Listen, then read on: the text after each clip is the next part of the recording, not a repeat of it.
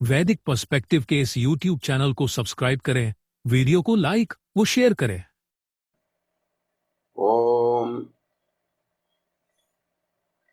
त्वं ईतान रुदितः जक्षत अयोध्यः रजसः इंद्रपारे अवादहु दिव आ दस्युम उच्चा प्रसुनवतः स्तुवतः संसमावः। तुमने इन रोने वालों और खा जाने वालों से लोक के परभाग में युद्ध किया। हे इंद्रियों को वश में करने वाले, स्वर्ग से नीचा करके भली भांति जलाया, दस्यु को उच्च प्रकृत रूपेण निष्पादन करते हुए स्तवन करने वाले की प्रशंसा की, रक्षा की। ये ऋग्वेद के पहले मंडल के 33वें सूक्त का 7वां मंत्र है।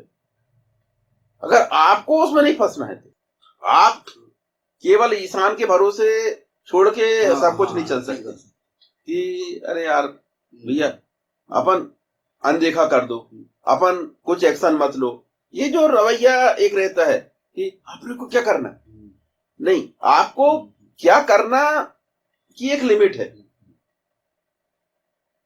आपने को क्या करना, अगर हम ऐसा सोच के चलेंगे तो ऐसा हम अपने विषय में कर सकते हैं। हम अपने विषय में किसी को माफ कर सकते हैं। अगर किसी ने हमारे प्रति कोई दुर्व्यवहार किया है तो हम उस पे उस व्यक्ति को हो सकता है दंडित न करें, माफ कर दें।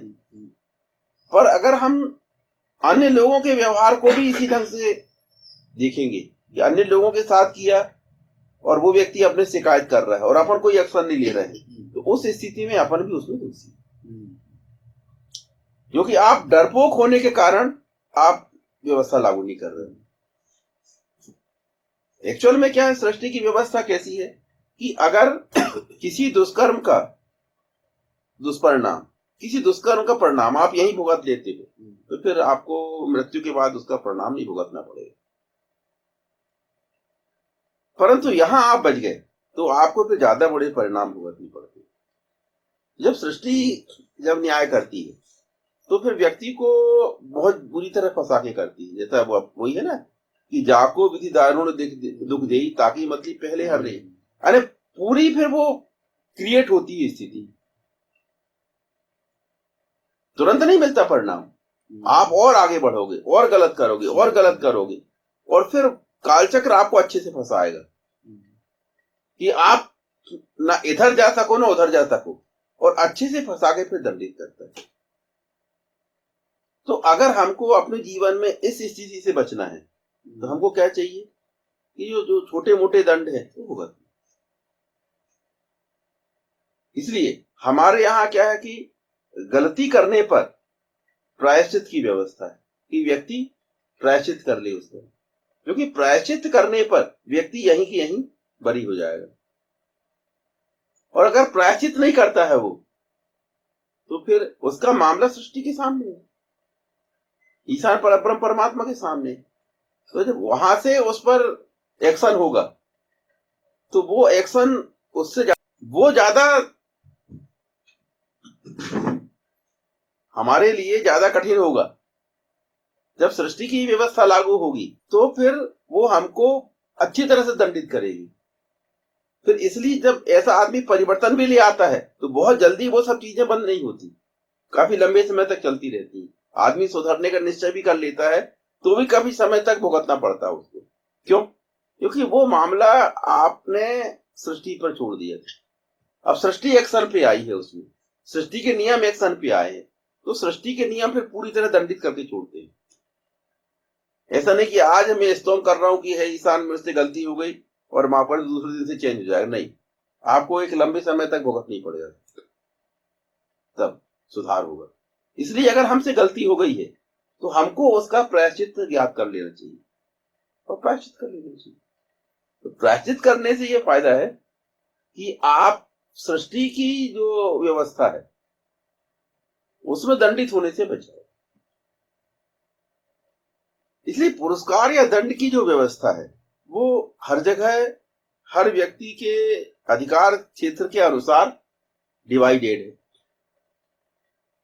जैसे घर में हम प्रशासन चलाते हैं तो पिता,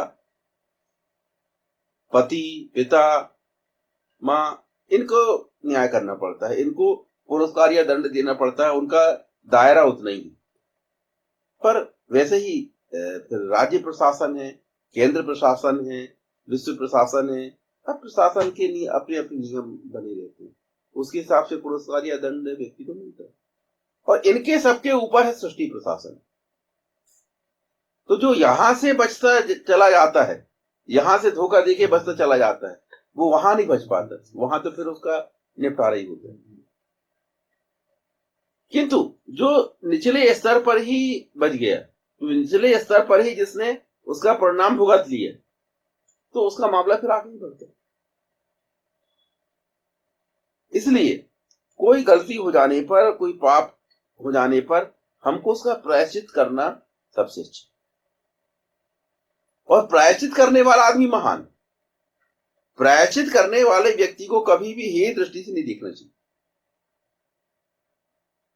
पर हम लोगों के समय में आज जो व्यवहार पद्धति प्रचलित है, इसमें क्या है कि हम लोग उसको हेय दृष्टि से देखते हैं, मजाक की दृष्टि से देखते हैं।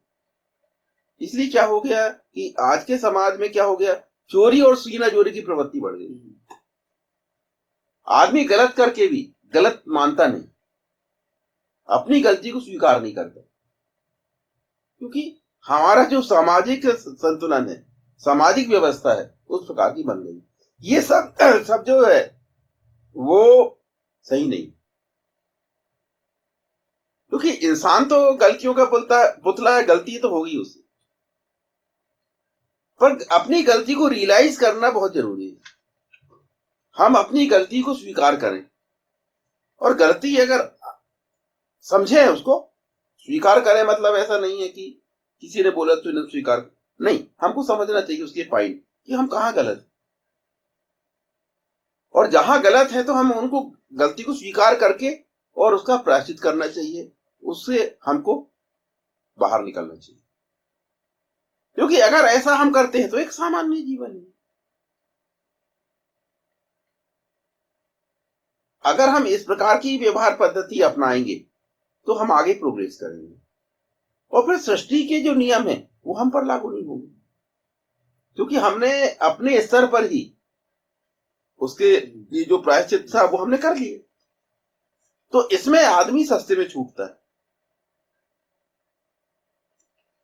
परंतु जहां हम ऐसा नहीं करते, वहां हम ज्यादा छोटे से पाप कर्म के ज्यादा बड़े परिणाम भुगतते हैं, जो उसका प्रभाव क्षेत्र बढ़ जाता है।